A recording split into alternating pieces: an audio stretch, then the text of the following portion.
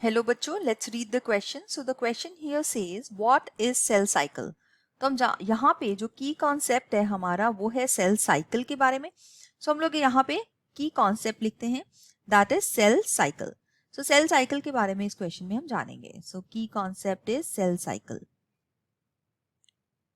अब आपको यहाँ पे एक बात समझने वाली है कि साइकिल जब भी वर्ड आता है बायोलॉजी के अंदर, दैट मीन्स कुछ ऐसे प्रोसेसेस हैं जो रिपीटेडली हो रहे हैं.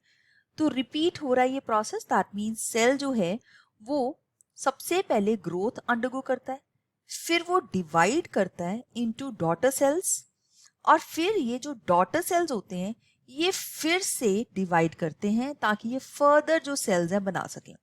तो ये साइक्लिक प्रोसेस रिपीट हो रहा है, इस वजह से इसको साइकिल बोलते हैं. सो हम सबसे पहले इस सेल डिवीजन को डिफाइन करेंगे और उसके बाद उसका मीनिंग समझेंगे. तो सबसे पहले सेल डिवीजन के अंदर हम देखते हैं this is the sequence of events. Sequence of events मतलब एक के बाद एक कुछ ऐसे इवेंट्स या प्रोसेसेस हो रहे हैं by which a cell duplicates its genome. By which a cell duplicates its genome. Genome का मतलब होता है उसका डीएनए या जेनेटिक मटेरियल जो है genome. Synthesizes other constituents of the cell मतलब जब सेल को डिवाइड करना है तो उसने बाकी जो कंपोनेंट्स हैं उनको भी सिंथेसाइज करना पड़ेगा ताकि वो दोनों सेल्स के अंदर उसको इक्वली जो है डिस्ट्रीब्यूट कर सके. So it synthesizes different constituents of the cells and then eventually divides into two daughter cells. Divides into two daughter sales.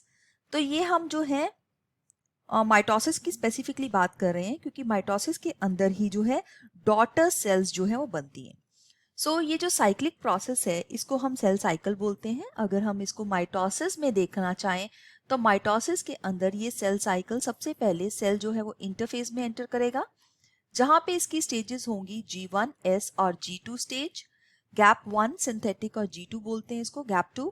इसके बाद ये एंटर करेगा एम फेज के अंदर और एम फेज के अंदर इसकी स्टेजेस के नाम है prophase, metaphase, anaphase and telophase.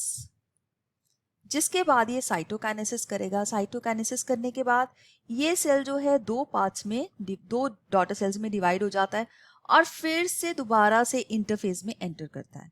तो इस तरह के साइक्लिक प्रोसेस को हम सेल साइकिल बोलते हैं. ये हेल्प करता है सेल की डिवीजन के लिए. So I hope you have understood it well. All the best. Thank you.